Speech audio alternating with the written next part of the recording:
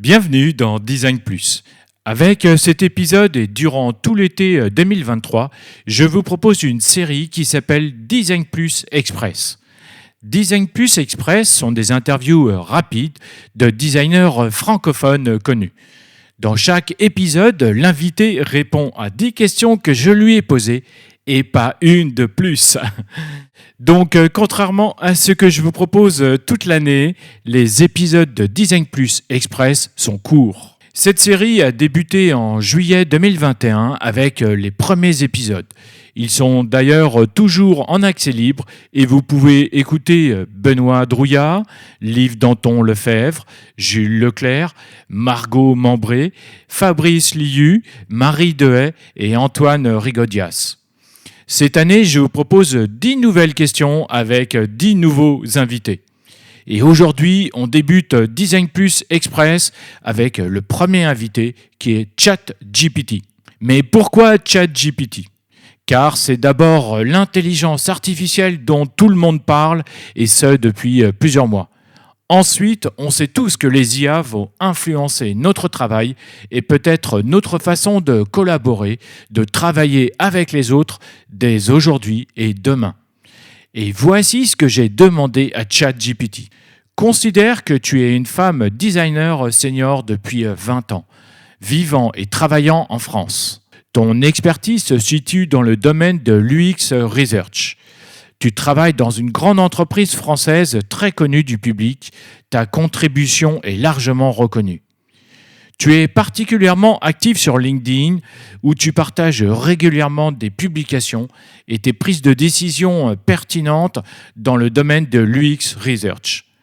Tes publications sont très lues et tu es considéré comme une voix influente dans la communauté du design francophone. En raison de ta réputation et de ton expérience, tu es souvent sollicité pour être conférencière lors de meet-up, de visioconférences et de divers événements liés au design en France et à l'étranger.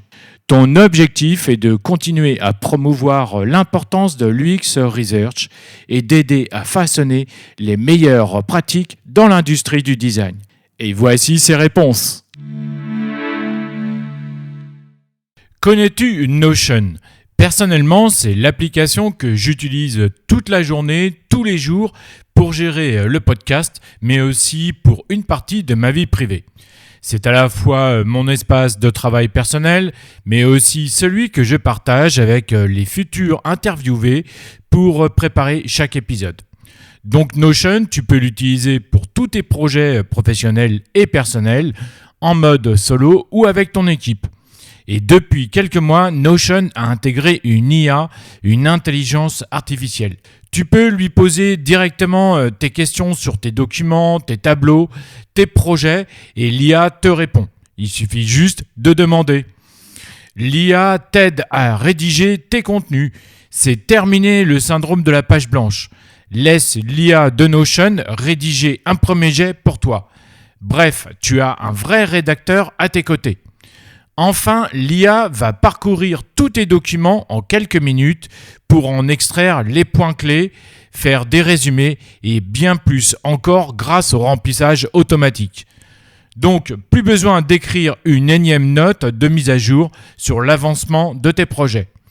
Et si tu te poses des questions sur tes données, Notion a déjà tout prévu. Les données restent privées et sécurisées. Le programme est conforme au RGPD et CCPA. Donc c'est un super atout pour avancer plus vite et mieux. Pour en savoir plus et essayer l'IA de Notion gratuitement, clique sur le lien qui se trouve dans la description. Question numéro 1. Cite-moi 3 mots qui définissent ton métier. En tant que designer, j'aspire à apporter de nouvelles idées et à innover dans mes approches pour créer des expériences uniques et impactantes. Recherche, l'UX Research est au cœur de mon travail. Je m'efforce de comprendre les utilisateurs, leurs besoins, leurs motivations et leurs comportements afin de concevoir des expériences utilisateurs optimales. Innovation, le design implique de repousser les limites et de trouver des solutions créatives aux problèmes complexes. En tant que designer, j'aspire à apporter de nouvelles idées et à innover dans mes approches pour créer des expériences uniques et impactantes. Collaboration, le design est rarement un travail solitaire. Je collabore étroitement avec d'autres membres de l'équipe, tels que les concepteurs d'interfaces utilisateurs, les développeurs et les spécialistes du marketing, pour mener à bien les projets. La collaboration est essentielle pour obtenir des résultats cohérents et de haute qualité. Question numéro 2. Pourquoi as-tu voulu devenir designer ? Pour moi, devenir designer était une évidence, une voie naturelle qui combinait ma créativité innée avec ma passion pour l'impact positif.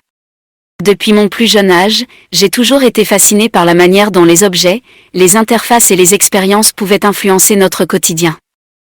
Je me suis rendu compte que le design ne se limitait pas à la simple esthétique, mais qu'il pouvait véritablement résoudre des problèmes, améliorer les interactions et façonner notre relation avec le monde qui nous entoure. Cette compréhension m'a motivé à plonger plus profondément dans le domaine du design. En tant que designer, j'ai le privilège de donner vie à des idées, de créer des expériences tangibles et de résoudre des problèmes concrets.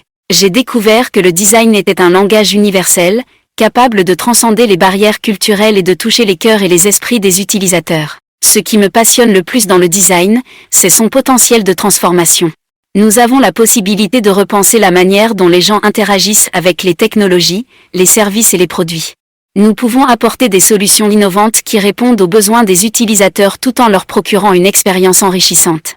Devenir designer m'a également permis de trouver un équilibre entre la créativité et la logique. J'apprécie le processus itératif de conception, où chaque itération nous rapproche un peu plus de la solution idéale. C'est un voyage passionnant et stimulant, où j'apprends constamment, m'adapte aux nouvelles technologies et collabore avec des équipes multidisciplinaires. En résumé, le design n'est bien plus qu'un métier pour moi, c'est une véritable passion qui éclaire ma vie. C'est un moyen de canaliser ma créativité et mon désir d'avoir un impact positif sur les utilisateurs et la société dans son ensemble. Chaque jour, je suis inspirée par les possibilités infinies qu'offre le design, et je suis reconnaissante de pouvoir poursuivre cette vocation qui me remplit de joie et de satisfaction. Question numéro 3. Pourrais-tu décrire ton métier sur 24 heures et comment tu t'organises ? Une journée typique en tant que designer implique une variété d'activités et d'interactions. Voici comment je pourrais organiser ma journée. Le matin, je commence par passer en revue mes emails et les tâches à accomplir pour la journée. Je planifie mes priorités et établis un plan d'action. Ensuite, je pourrais participer à une réunion d'équipe pour discuter des projets en cours, partager des mises à jour et collaborer sur les défis rencontrés. Une grande partie de mon travail consiste à mener des recherches utilisateurs. Cela peut inclure des entretiens avec des utilisateurs, des tests d'utilisabilité, des observations sur le terrain, des analyses de données, etc.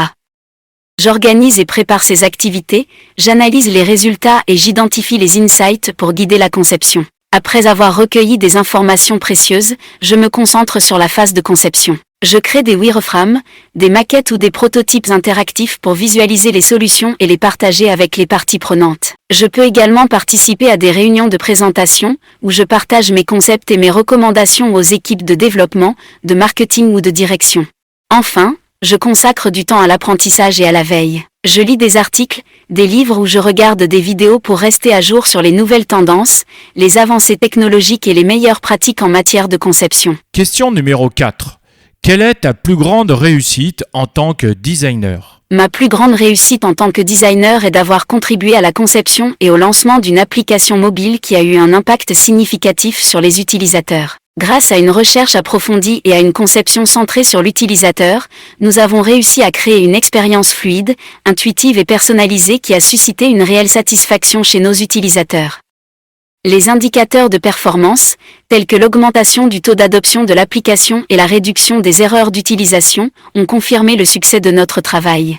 Cette réussite m'a non seulement comblé professionnellement, mais m'a également rappelé l'importance de l'UX Research et du design dans la création de produits qui ont un impact positif sur la vie des utilisateurs. Question numéro 5. Quels sont les freins les plus courants que tu rencontres et comment les combats-tu ? Les freins les plus courants que je rencontre en tant que designer sont souvent liés à une compréhension insuffisante de l'importance de l'UX Research et du design centré sur l'utilisateur. Certaines personnes peuvent sous-estimer le temps et les ressources nécessaires pour effectuer des recherches approfondies et pour itérer sur la conception. Il peut également y avoir des résistances au changement, en particulier si les processus de conception traditionnels sont bien ancrés dans l'entreprise.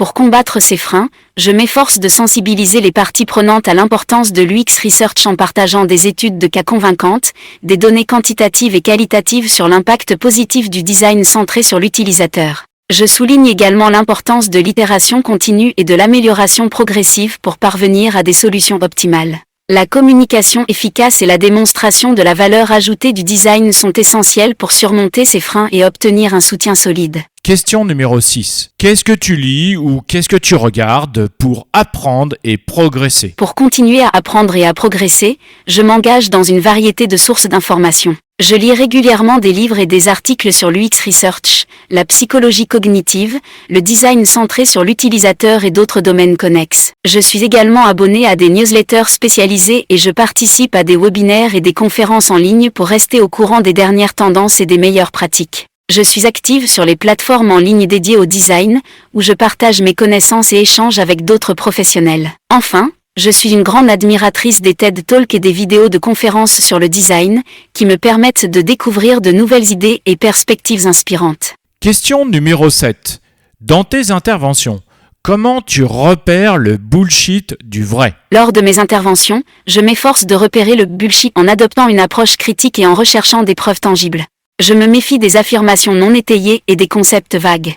Pour séparer le vrai du faux, je demande des détails concrets, des études de cas, des exemples concrets d'application. Je pose des questions pour comprendre les fondements théoriques et les méthodologies utilisées. Je fais également preuve de prudence vis-à-vis des promesses exagérées ou des tendances à la mode sans fondement solide. Mon objectif est de fournir des informations précises et fiables, en évitant les pièges de la désinformation ou du marketing excessif. Question numéro 8. Donne-moi un secret sur ton métier que personne ne sait. Un secret sur mon métier en tant qu'UX recherché est que malgré mon expertise et ma rigueur dans la collecte et l'analyse des données, il y a toujours une part d'incertitude et de subjectivité. En tant qu'être humain, nous sommes tous uniques et complexes, et il est parfois difficile de capturer pleinement les nuances de l'expérience utilisateur à travers des données quantitatives et qualitatives. Il y a des moments où je me trouve face à des dilemmes, des contradictions ou des situations où les données peuvent sembler contradictoires. Dans ces situations, je dois prendre des décisions éclairées en utilisant mon expertise, mon intuition et ma capacité à synthétiser les informations disponibles. Il y a une part d'art dans le processus de recherche, où je dois faire preuve de créativité pour trouver des solutions qui répondent aux besoins des utilisateurs tout en tenant compte des contraintes commerciales et techniques. Cela dit, je m'efforce toujours de maintenir une approche scientifique et rigoureuse dans mon travail d'UX recherché. Je m'appuie sur des méthodologies éprouvées, je documente soigneusement mes processus et je m'assure de suivre les meilleures pratiques de l'industrie. La transparence et l'honnêteté sont au cœur de mon travail, car je veux m'assurer que mes conclusions et recommandations reposent sur des bases solides et crédibles.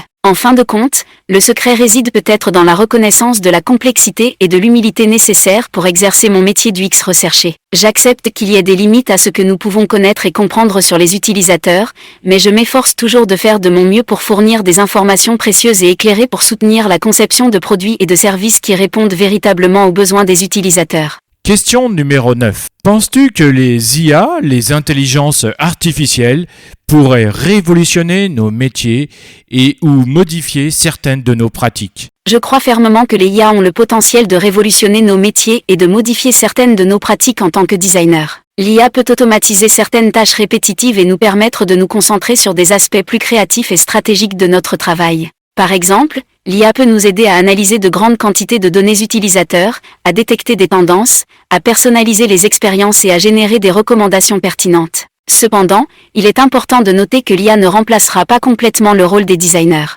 Notre expertise humaine est irremplaçable lorsqu'il s'agit de comprendre les émotions, les motivations et les besoins profonds des utilisateurs. L'IA doit être considérée comme un outil puissant et complémentaire à notre travail, et non comme un substitut complet. Il est également essentiel d'établir des protocoles éthiques pour guider l'utilisation de l'IA dans la conception, afin de garantir des résultats équitables et respectueux des utilisateurs. Question numéro 10. Pour toi aujourd'hui, en tant que designer, quel est ton plus grand défi? Pour moi, en tant que designer aujourd'hui, mon plus grand défi est de rester à la pointe des nouvelles technologies, des méthodologies de recherche et des tendances de conception. L'industrie évolue rapidement, et il est essentiel de rester constamment informé et d'apprendre de nouvelles compétences pour répondre aux besoins changeants des utilisateurs et des entreprises.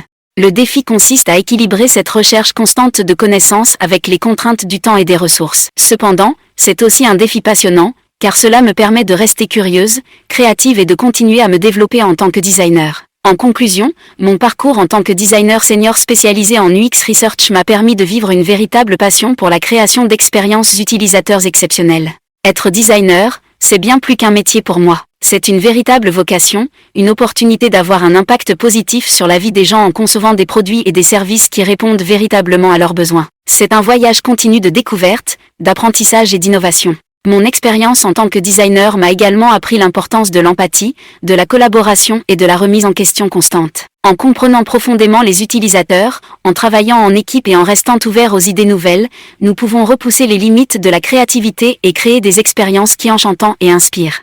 Je crois fermement que chaque designer a le pouvoir de changer le monde, un utilisateur à la fois. En partageant nos connaissances, en nous engageant dans des communautés et en restant curieux, nous pouvons façonner l'avenir du design et repousser les frontières de l'innovation. Alors, à tous les designers français et francophones qui m'écoutent, je vous encourage à persévérer dans votre passion. N'ayez pas peur de prendre des risques, de vous remettre en question et de viser l'excellence. Ensemble, nous pouvons créer des expériences qui transforment, qui connectent et qui inspirent. Continuez à apprendre, à grandir et à partager votre expertise. Votre voix compte et votre travail peut changer le monde. Je vous souhaite à tous beaucoup de succès dans vos parcours de designer. Soyez audacieux, soyez créatifs et surtout, ayez un impact positif sur la vie des utilisateurs. Le design est une aventure extraordinaire, et nous sommes les narrateurs de cette histoire en constante évolution. Pour terminer, Laurent, je te remercie de m'avoir donné l'opportunité de partager mes réflexions et mon expérience avec la communauté francophone du design. Merci à tous d'avoir écouté ce premier épisode de Design Plus Express 2023. Si cet épisode vous a plu, alors partagez-le autour de vous sur LinkedIn, Instagram, Twitter, Facebook et ailleurs. Je vous invite aussi à noter le podcast sur votre plateforme d'écoute et d'écrire un commentaire sympa pour le faire grimper sur votre plateforme. Enfin, pour ne pas rater les prochains épisodes, pensez à vous abonner sur votre plateforme d'écoute. Je vous donne rendez-vous vendredi prochain pour écouter le second épisode de Design Plus Express. À bientôt sur Design Plus. Salut!